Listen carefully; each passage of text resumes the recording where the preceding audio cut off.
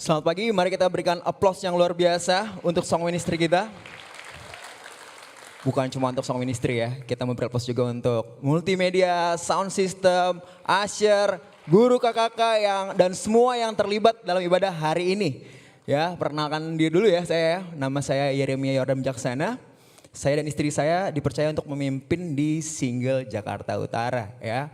Hari ini adalah hari pertama saya mendapat kesempatan untuk berkhotbah di F3 Menara Kuningan. Tapi sedihnya istri saya nggak bisa nemenin saya. Karena hari Jumat kemarin di hari ulang tahunnya dia kena ISPA ya. Infeksi saluran pernafasan. Dan sempat badannya 39-40 derajat ya. Dan hari ini ada di rumah sakit. Ya. Saya mohon bantuan doanya. Tapi saya sebelumnya mau izin ya Pak Franky ya. Mau menyapa istri saya boleh ya dari sini ya. Ya lagi ibadah online istri saya ya. Selamat hari Minggu sayang. Halo, semangat ibadahnya. Happy birthday, Sarangeo. Di libur-libur lebaran ini saya juga mau mengingatkan ya, brother sisters ya, saudara-saudari sekalian ya. Dari pengalaman saya beberapa tahun yang lalu, banyak brother sister setelah libur lebaran badannya makin lebaran ya.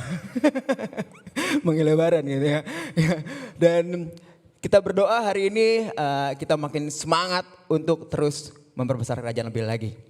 Ya, sebelum mendengar firman Tuhan, mari kita bersatu dalam doa. Tuhan, Allah Bapa kami di surga, terima kasih Tuhan hari ini kami boleh Tuhan untuk beribadah di tempat ini Tuhan. Tak henti-hentinya kami mengucap syukur atas kebaikan-Mu Tuhan. Kami yang dulunya pendosa hari ini Tuhan lewat kematian-Mu di kayu salib. Kami boleh Tuhan hari ini menjadi murid-Mu Tuhan. Sertai hati kami hari ini Tuhan, biarlah hati kami menjadi ladang yang subur bagi firman-Mu. Dan biarlah hanya daripada-Mu saja Tuhan yang terucap dari bibir mulut hamba-Mu ini Tuhan. Terima kasih Tuhan, hanya di dalam nama-Mu Tuhan Yesus kami berdoa dan mengucap syukur. Amin. Pelajaran saya hari ini akan saya mulai dengan pertanyaan, apa tujuan dari hidup kita? Ya, karena banyak hari ini ketika saya sharing-sharing Bible dengan seseorang gitu ya. Waktu saya tanyakan pertanyaan ini, banyak yang bingung. Apa ya tujuan hidup saya hari ini? Banyak yang samar-samar, nggak jelas gitu ya. Tapi ada ya juga sih yang tahu ya beberapa.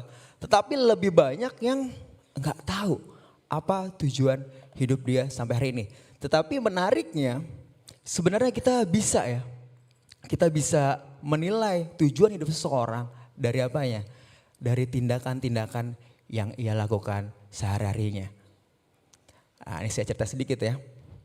Yang pertama ada Blackpink ya yang kemarin baru konser hits banget di Jakarta ya.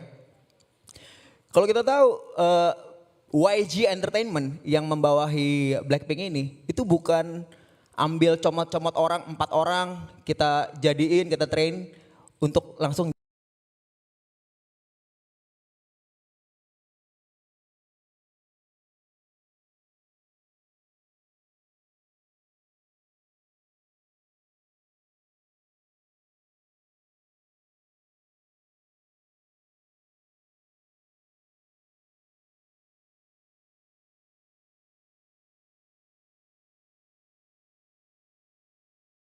6 sampai 10 tahun audisinya.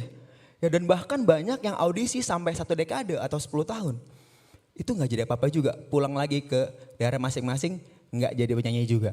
Ya, dan dari tindakan-tindakan mereka kita tahu bahwa mereka ingin memang untuk menjadi girl band internasional. Contoh Lisa ya, Lisa Blackpink, dia itu dari Thailand. Ya, nggak bisa bahasa Korea at all. Umur 14 tahun pindah ke Korea Selatan. Ya, pindah Korea Selatan, meninggalkan keluarganya, ya. Dan memutuskan untuk apa? Mengorbankan masa remajanya, mengorbankan sekolahnya. Ya, sampai hari ini bisa jadi Blackpink. Dari situ kita bisa lihat tujuan hidup dari Lisa Blackpink ini adalah apa? Adalah ingin menjadi girl band yang mendunia dari setiap tindakannya. Kemudian yang kedua ada Jackie Chan ya.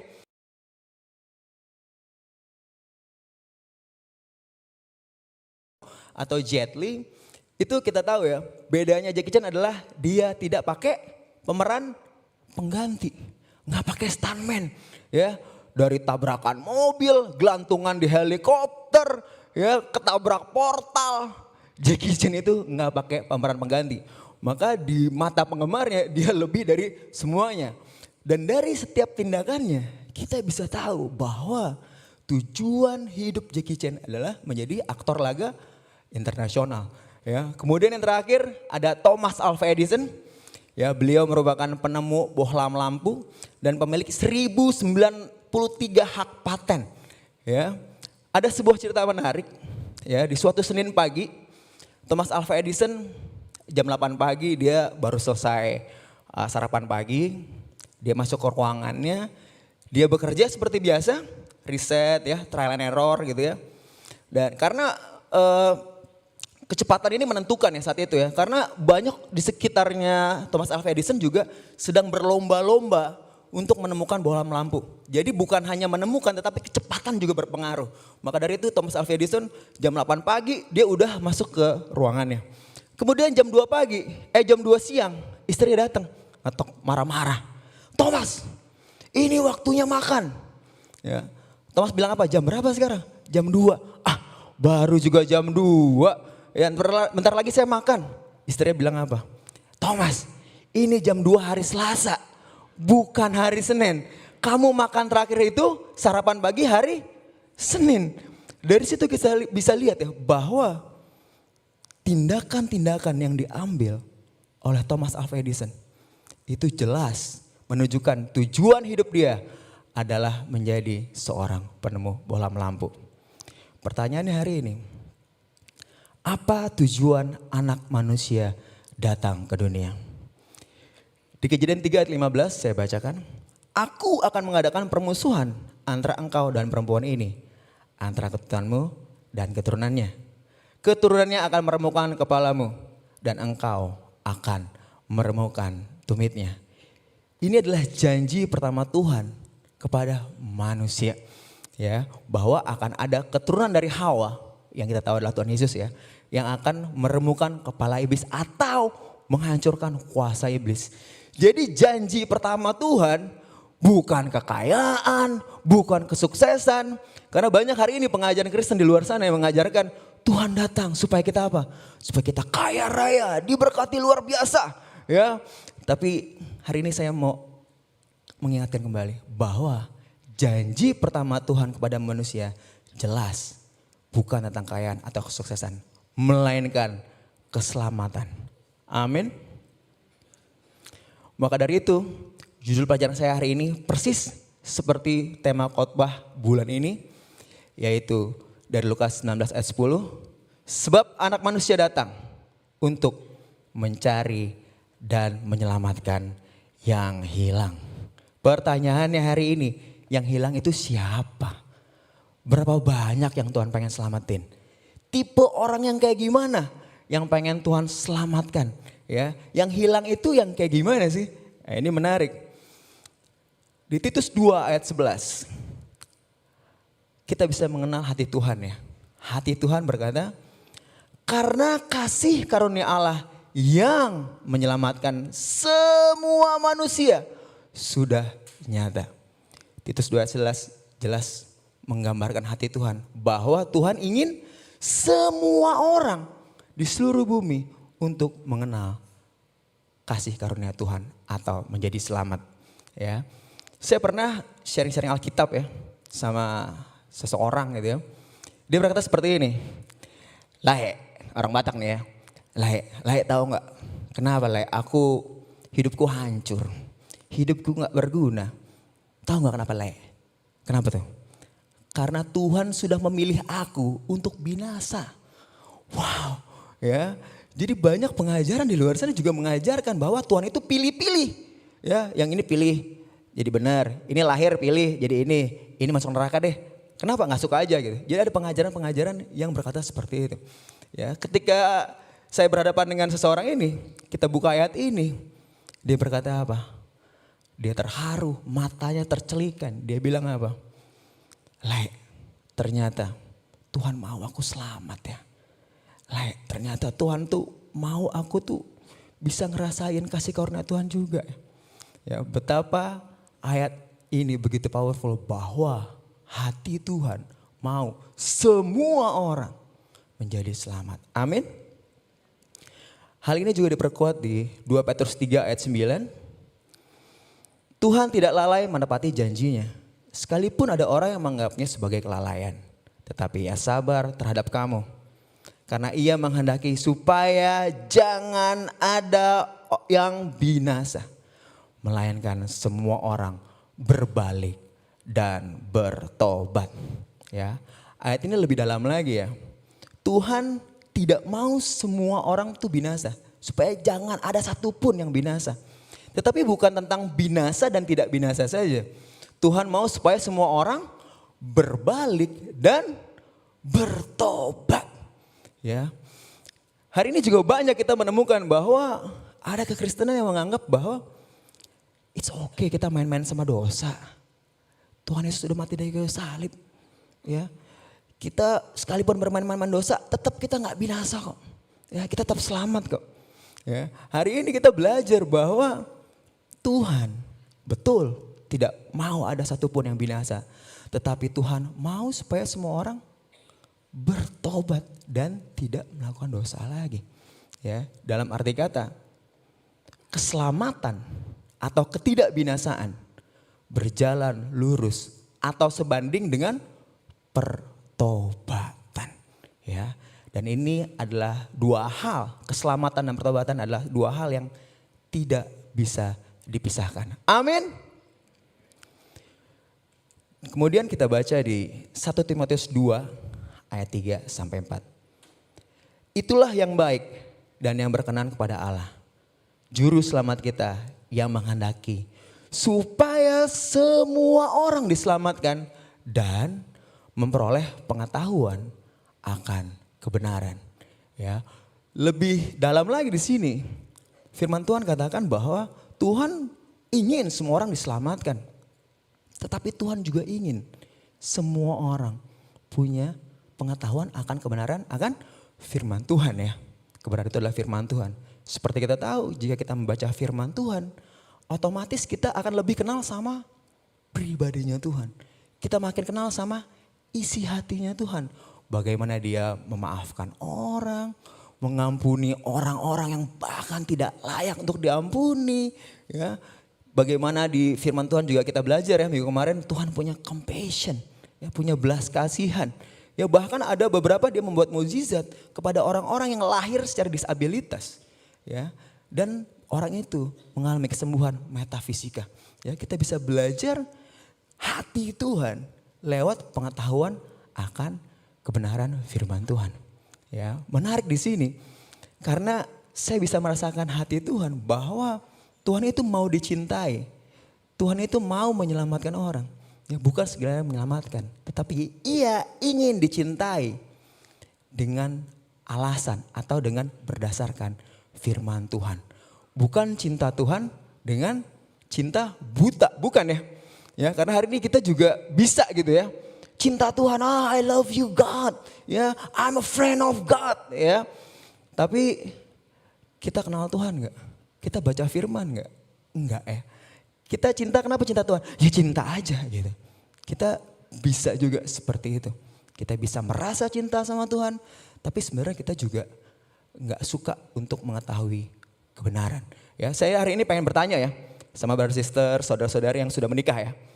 Kita hari ini memilih seseorang menjadi pasangan kita atau kita mengiyakan seseorang menjadi pasangan kita. Ini yang pacaran juga boleh ya. Pasti ada alasannya, benar nggak? Ya. Nggak mungkin ya kita cinta sama seseorang, nikah dong sama aku. Kenapa? Karena aku cinta sama kamu. Ya cintanya kenapa? Enggak, cinta aja, nggak ada alasannya. Aneh. Kita bisa aneh gitu ya, kita ngerasa kok aneh ya cinta. Atau ada orang misalnya mengajak kita menikah gitu ya, atau ngajak pacaran gitu ya.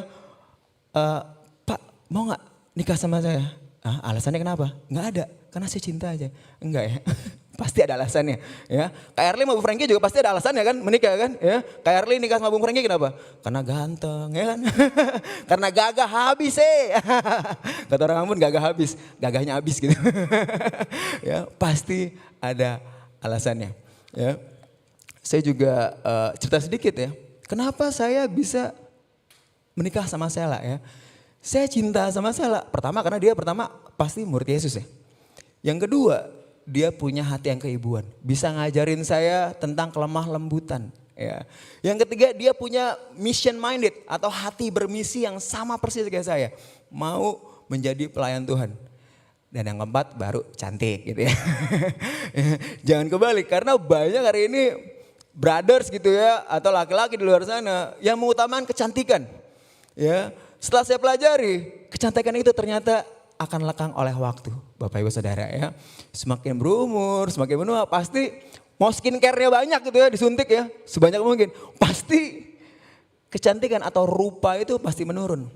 Tetapi hati murid Yesus ya, atau kelemah lembutan akan firman ya, atau mission minded itu tak lekang oleh waktu.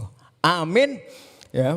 Dan Tuhan mau kita mencintai dia, menjadi selamat karena pengetahuan akan kebenaran.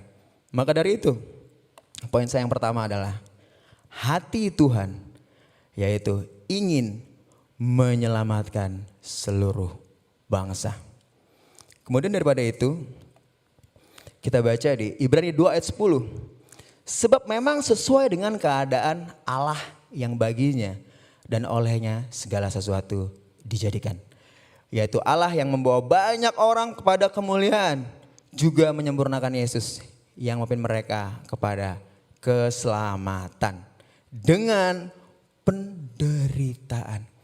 Ya, di sini kita belajar bahwa Tuhan Yesus ingin memimpin kita kepada keselamatan, bukan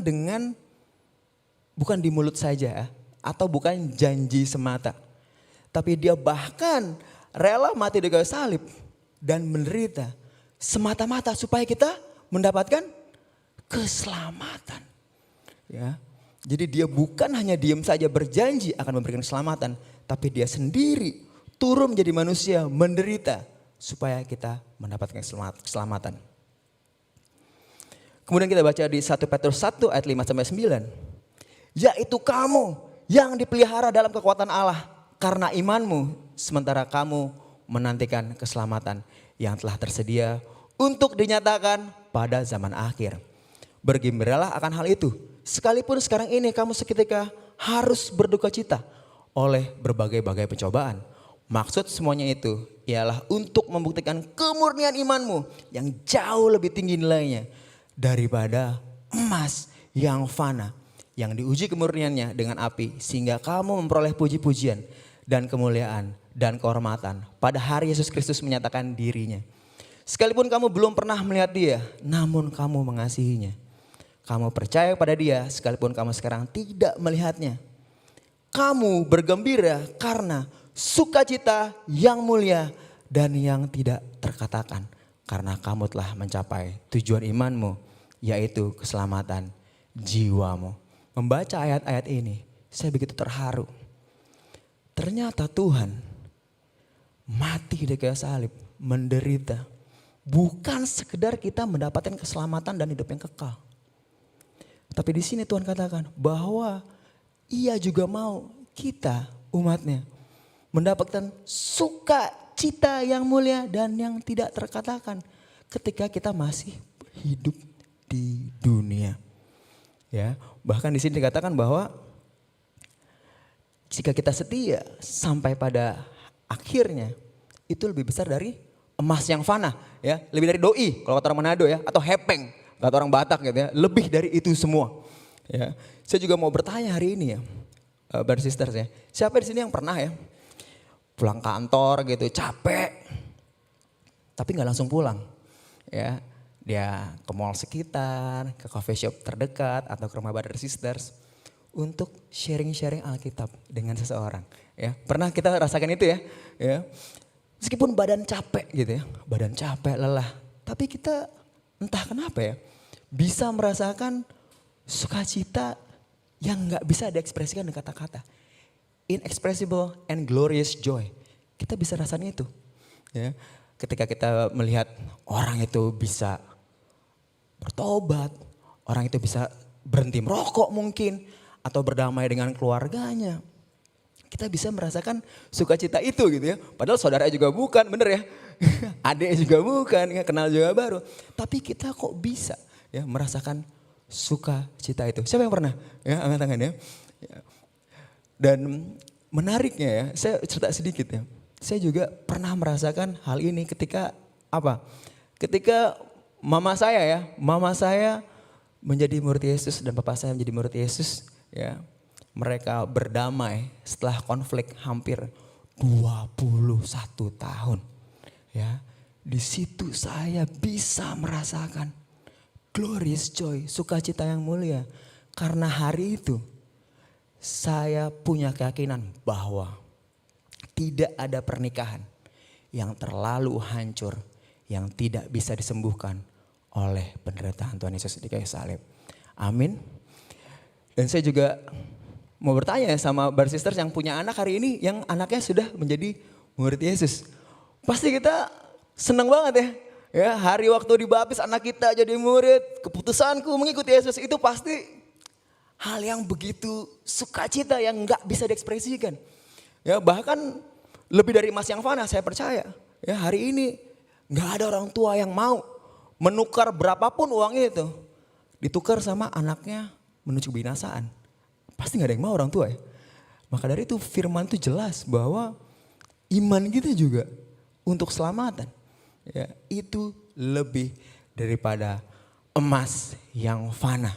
Ya, saya juga bercerita sedikit sama istri saya begitu melihat pertumbuhan yang luar biasa banget dari istri saya. Ya, kita pacaran dari sebelum jadi murid ya. Dulu ya istri saya waktu masih pacar itu, dia kalau marah gimana? Ya perempuan kalau marah ya. Ngapain? Diem. Ya, tidak berkata-kata. Madep, ya Kak Erli paling tahu lah ya. Ngadep kaca di mobil. Kalau kita tanya ya, saya tanya, sayang kamu kenapa? Pikir sendiri, kenapa? Saya diem. Kamu harus mengerti apa arti diamnya saya. Saya jawab kan, mana saya tahu, emang saya Tuhan Yesus. Ya, semua laki-laki sama aja. Ya, banyak perempuan di luar sana begitu ya, termasuk istri saya dulu. Tetapi hari ini saya bisa merasakan sukacita yang luar biasa. Karena hari ini istri saya bisa berbicara kebenaran dengan kasih. Ya, tapi kadang-kadang ngamuk juga ada pasti. Maka itu hari ini kita masih dibimbing dalam pernikahan. Ya, saya begitu banyak ya merasakan sukacita yang mulia yang tidak bisa dikatakan. Mungkin kalau kita kumpulkan cerita kita hari ini ya, itu gak cukup sehari, 2 hari, 3 hari, 4 hari. Karena begitu banyak kebaikan Tuhan bisa kita rasakan. Ya, dengan cara-cara yang masing-masing kita, pribadi kita. Ya, kita kumpulin cerita semua nih gak cukup 1 hari, percaya bar sisters. Ya, 2 hari gak cukup, seminggu gak cukup. Karena terlalu banyak sukacita yang kita rasakan oleh karena penderitaan Tuhan. Maka dari itu poin saya yang kedua adalah kebaikan Tuhan mati di kayu salib adalah untuk kita merasakan sukacita dari keselamatan. Kemudian di Filipi 2 ayat 12 berkata, hai saudara-saudaraku yang kekasih, kamu senantiasa taat. Karena itu tetaplah kerjakan keselamatanmu dengan takut dan gentar. Bukan saja seperti waktu aku masih hadir, tetapi terlebih pula sekarang waktu aku tidak hadir. Di sini Alkitab berkata ya, kita ketika kita menerima keselamatan, kita nggak bisa tuh hanya diam-diam aja, diam gitu ya. Kita tidak ngapa-ngapain, ya tidak melakukan apa-apa. Alkitab tidak berkata seperti itu.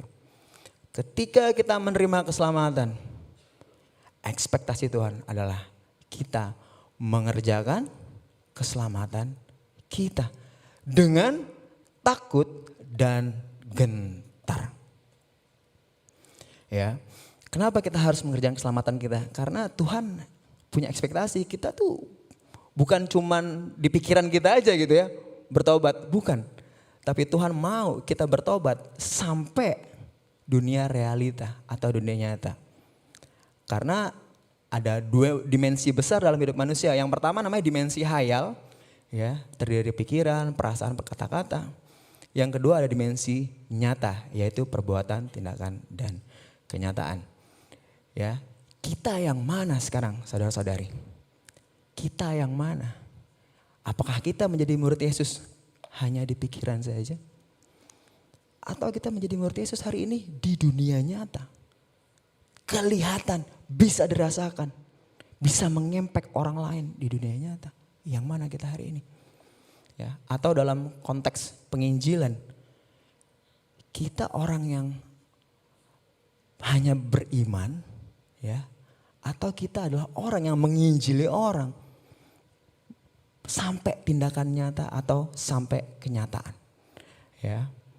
Atau hari ini saya bertanya, buat kita yang masih ingin menginjili keluarga kita, ya, kapan terakhir kali kita hubungin orang tua kita, papa kita, mama kita, kapan? Ya, kapan kita terakhir kali berdoa bareng sama orang tua kita, sama anak kita, sama abang kita, sama adik kita, kapan? Atau jangan-jangan kita hanya beriman di dunia hayal aja. Tapi kita tidak merealisasikan iman kita menjadi tindakan nyata. Melenceng sedikit ya, saya suka sedih gitu ya kalau saya dipercaya untuk berkhotbah di ibadah pemakaman. Saya banyak melihat ya, anak-anak itu semangat, ya, wah potong peti, ya semua sibuk. Saya tanya sama dia, kenapa kamu melakukan itu? Karena ini terakhir kalinya Pak, saya bisa berbakti sama orang tua saya. Padahal saya tahu selama mamanya hidup, dia gak pernah tuh nengokin mamanya. Dia gak pernah tuh hubungin mamanya saat teduh bareng, gak pernah. Ya, waktu meninggal baru semangat ya. Hari ini brother sister saya mau ngajak gitu ya, ini melenceng sedikit ya. Kita bisa melayani orang tua kita juga. Ya, bukan hanya di hayalan kita. Ya, tetapi kita bisa sayang sama orang tua kita waktu masih hidup, lebih berguna pasti. Ya, makanya saya waktu itu fight banget sama papa saya, sama mama saya untuk apa? Untuk mereka bisa mengenal firman Tuhan. Ya sekalipun saya dianggap sesat nggak masalah. Ya saya berjuang terus sampai Tuhan bekerja sama mereka dan akhirnya mereka menjadi murid Yesus. Why? Karena saya tahu Tuhan berkata, kerjakanlah keselamatanmu. Yang artinya kita harus bertindak di dunia nyata, bukan hanya di hayalan. Pertanyaan sekarang hari ini, apabila kita melihat teman kita yang lagi kesusahan, teman kantor kita yang mungkin kita tahu hidupnya tidak dalam Tuhan, bagaimana respon kita melihat itu? Apakah kita hanya melihat dari jauh aja? Ya semoga tobat deh. Ya kita doain lah.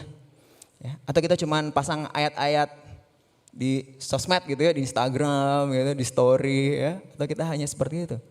Ya, saya hari ini mengajak kita untuk merealisasikan penginjilan kita. Bukan hanya di pikiran saja. Ya, bukan hanya sejauh doa, bukan. Ya, karena Yakobus 2:17 berkata, iman tanpa perbuatan pada kakaknya adalah mati. Siapa yang hari ini semangat untuk merealisasikan penginjilan itu bukan hanya di dunia, di dimensi hayal, tapi di dunia kenyataan. Siapa yang hari ini semangat? Amin. Kemudian itu di 1 Petrus 2 ayat 2-3 berkata, dan jadilah sama seperti bayi yang baru lahir yang selalu ingin akan air susu, yang murni dan yang rohani, supaya olehnya kamu bertumbuh dan beroleh keselamatan. Jika kamu benar-benar telah mengecap kebaikan Tuhan. Nah, ini pertanyaannya. Ya. Alkitab berkata jika kita benar-benar telah mengecap kebaikan Tuhan. Otomatis kita ingin apa namanya? Bertumbuh atau grow up in your salvation. Ya. Tidak mungkin hari ini orang-orang yang telah mengecap kebaikan Tuhan pernah merasakan joy of salvation itu. Tapi dia tidak mau bertumbuh dan tidak mau bertumbuh ya. Dalam hal apapun juga gitu ya. Dan ini bertumbuh bukan cuman bertumbuh memaafkan ya. Kita harus bertumbuh memaafkan juga. Kita harus bertumbuh dalam hal mengasihi. Ya, kita harus bertumbuh dalam berbicara kita supaya message Tuhan bisa sampai ya ke istri kita, ke anak kita. Kita harus bertumbuh dalam segala hal. Termasuk bertumbuh dalam mengajar atau menyampaikan firman Tuhan. Karena di Ibrani 5 ayat 12 sampai 14 berkata, sebab sekalipun kamu ditinjau dari sudut waktu, sudah seharusnya menjadi pengajar. Kamu masih perlu lagi diajarkan asas-asas pokok dari pernyataan Allah. Dan kamu masih memerlukan susu, bukan makanan keras. Sebab barang siapa masih memerlukan susu, ia tidak memahami ajaran tentang kebenaran. Sebab ia adalah anak kecil. Tetapi makanan keras adalah untuk orang-orang dewasa yang karena mempunyai panca indera yang terlatih untuk membedakan yang baik daripada yang jahat. Ya, sangat menarik, dari zaman dulu banyak orang gagal bertumbuh untuk menjadi pengajar firman. Gagal bertumbuh untuk menyampaikan firman Tuhan. Gagal bertumbuh untuk menceritakan kebaikan Tuhan sama orang lain. Gagal bertumbuh untuk melakukan penginjilan. Padahal jika ditinjau dari sudut waktu, sudah seharusnya menjadi pengajar. Ya, hari ini kita juga bisa terjebak di sini. Ya, karena apa? Karena kita merasa mungkin mengajar atau berbicara itu bukan kekuatan kita. Ya, aduh bro, itu bukan gue banget gitu ya. Mengajar itu bukan gue banget ya. Ya, karena itu bukan kekuatan saya. Ya, atau mungkin kita hari ini bisa, aduh bro, talenta saya itu song ministry aja bro, ya, nyanyi aja gitu ya. Saya mungkin bisa ngerasa, wah saya mah emang cuman melayani Tuhan tuh hanya main piano aja, atau hanya bernyanyi aja. Ya, tapi kalau untuk mengajar bukan saya bro. Ya, hari ini saya mau mengingatkan bahwa kita harus terus bertumbuh di dalam Tuhan jika kita pernah mengecap kebaikan Tuhan. Untuk apa? Untuk menjadi pengajar firman. Amin. Why? Ada sebuah penelitian. Jadi dalam otak manusia itu ada yang namanya ingatan jangka pendek dan ingatan jangka panjang. Ya, ingatan jangka pendek itu apa sih? Ya, itu seperti kita bertanya jalan ya, itu ingatan jangka pendek. Atau makanan yang kita makan, ya itu biasanya kita lupa. Karena kalau saya tanya apa yang kita makan setahun yang lalu, kita pasti ya, samar-samar bisa lupa ya. Ya itu namanya ingatan jangka pendek. Tetapi ada juga yang namanya daya tangkap ingatan jangka panjang.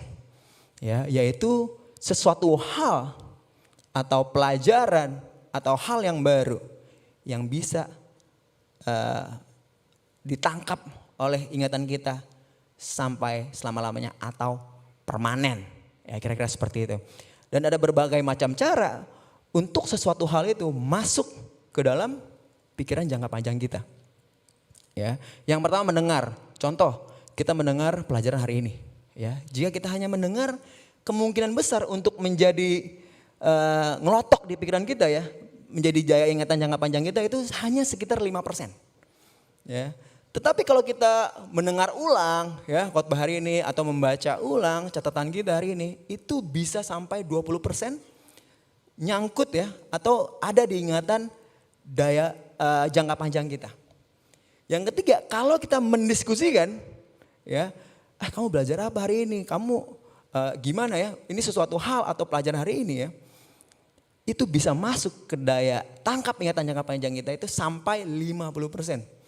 Ya bahkan kalau kita melakukan apa yang sudah diajarkan ya, atau kita menangkap hal yang baru, kita langsung lakukan, itu kemungkinan besar bisa sampai 70% ada di daya ingatan jangka panjang kita. Ya, tetapi jika kita ingin bisa sampai 90%, kita bisa melakukannya dengan explain atau menjelaskan lagi atau mengajar orang lagi. Dan itu bisa membuat kita sesuatu hal itu masuk dalam daya tangkap ingatan kita secara permanen. Bisa dibayangkan ya jika kita hari ini kita mau mengajar firman Tuhan, mau sharing tentang kebaikan Tuhan, ya, mau punya hati untuk menyampaikan isi hati Tuhan sama orang lain. Ya, ternyata itu bisa membuat kita bisa ingat sama firman Tuhan secara permanen sampai 90%. Maka itu nggak heran ya, saya melihat banyak brother sisters hari ini di sini tempat ini bisa banyak hafal firman, bisa menjaga hidupnya ya dengan baik. Karena saya lihat orang itu juga rajin menginjil, rajin sit in study ya, rajin mengajar orang, rajin sharing kebaikan Tuhan. Ya, nggak heran, why? Karena 90% daya tangkap ingatan jangka panjangnya adalah firman Tuhan. Maksudnya apa brother sisters? Hari ini saya mau mengajak saudara-saudara ini yang mengaku murid Yesus hari ini. Untuk apa? Untuk melihat penginjilan atau mengajar firman Tuhan. Bukan lagi sebagai tugas atau job desk atau kewajiban, bukan. Tetapi melihat penginjilan sebagai kebutuhan. Why? Karena jika kita semakin rajin menginjil, semakin kita mengajar firman Tuhan rajin. Ada argumentasi di situ ya, ada pertanyaan sama orang, kita mulai menggali firman lebih dalam otomatis. Dan percayalah ya, firman Tuhan itu akan masuk di alam bawah sadar kita, masuk dalam daya tangkap ingatan jangka panjang kita. Karena kita semangat untuk mengajar. Amin. Dan itu juga bisa membuat kita ya, karena firman sudah masuk dalam daya ingatan jangka panjang kita otomatis bergerak, bertindak, mengambil keputusan lebih kepada firman Tuhan yang sudah masuk di daya ingatan kita. Ya, bukan YouTube yang sering kita tonton ya. Kita kan hari ini firman Tuhan ini bertarung sama hal-hal yang YouTube kita tonton, TikTok, Instagram, sosial media, berita politik, itu bertarung di otak kita. Ya, bagaimana kita menjaga pikiran kita supaya kita tetap fokus sama firman Tuhan. Bukan sekedar mendengar, tetapi kita mengajar firman Tuhan. Maka dari itu, poin saya yang ketiga dan terakhir adalah ekspektasi Tuhan terhadap keselamatan yang telah diberikan kepada kita adalah kita mengerjakan keselamatan kita. Ya, maka dari itu tujuan Tuhan mencari dan menyelamatkan yang hilang adalah yang pertama. Tuhan mau keselamatan untuk semua bangsa. Dan yang kedua, bukan hanya sekedar selamat, tetapi Tuhan ingin kita merasakan apa? Merasakan sukacita oleh keselamatan itu sendiri. Dan yang terakhir, kita bukan hanya menjadi disciples atau murid Yesus yang diam-diam saja. Tetapi kita menjadi disciples yang semangat untuk terus mengerjakan keselamatan kita. Demikian firman Tuhan ya. Semoga pelajaran hari ini bisa membantu kita untuk lebih bersemangat lagi, memperbesar kerajaan Allah lebih lagi. Dan saya juga mau titip doa supaya istri saya bisa semakin sehat, semakin pulih dan bisa keluar rumah sakit dengan segera mungkin. Terima kasih. Mari kita bersatu di dalam doa. Tuhan Allah Bapa di surga, terima kasih Tuhan, hari ini kami boleh mendengar kembali Tuhan tentang isi hati-Mu. Yaitu tentang bagaimana kami harus Tuhan mengerjakan keselamatan kami. Karena Engkau ingin seluruh bangsa merasakan keselamatan Tuhan. Dan karena Engkau juga ingin seluruh bangsa bisa merasakan sukacita oleh keselamatan Tuhan. Bantu hati kami Tuhan supaya hati kami tetap teguh Tuhan. Tetap bisa terjaga Tuhan. Dan biarlah kami hari ini semakin semangat Tuhan. Untuk mengajarkan firman. Untuk memperbesar kerajaan-Mu lebih lagi. Dan biarlah hanya nama Engkau yang dipermuliakan dari hidup kami. Terima kasih Tuhan. Hanya di dalam nama-Mu Tuhan Yesus kami berdoa. Dan mengucap syukur. Amin. Saudara dan saudari sekalian, mari kita berterima kasih kepada pendeta muda kita Jordan yang hari ini berkhotbah luar biasa.